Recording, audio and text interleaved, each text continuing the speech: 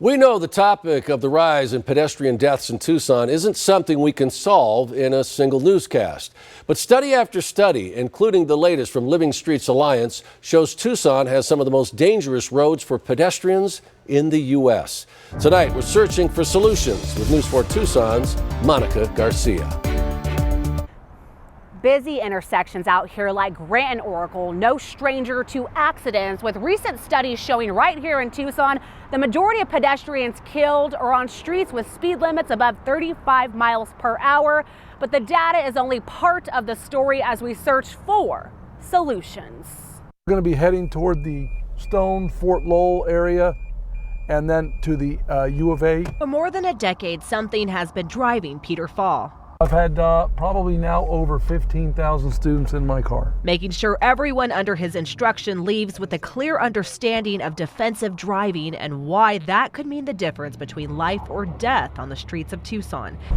Taking us on this ride along with new driver 17-year-old Alana Nelson. It's like someone could run out into the road, but like you don't expect it. In nearly all the studies on street safety, Tucson has some of the most dangerous roads for pedestrians in the U.S. They're just not paying attention to the signage.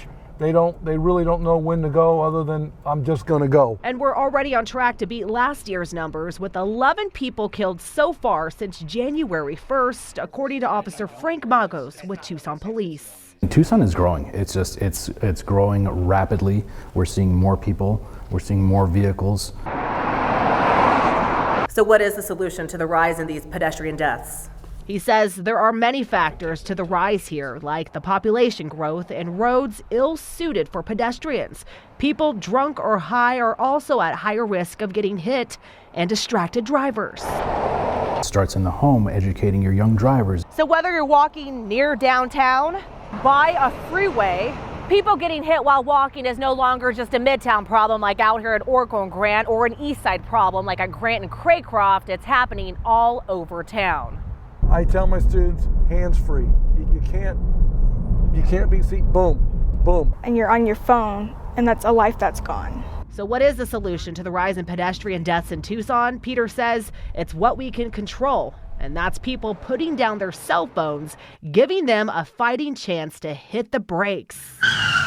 For Officer Magos, another part of a solution is already showing some success, the Traffic Watch online tool. Something happens, some dangerous behavior happens right in front of you, and we all say, where's a cop when you need one? That allows people to use their photos or videos to report people driving recklessly by submitting their license plate number. I'm trying to figure out what he wants to do. Okay, good. The response could range from a citation or an arrest, and one less bad driver on Tucson roadways. Take your time. We call it scanning. And going back to Tucson Police Department's Traffic Watch tool, it was launched just last year, and already there have been about 5,000 cases reported.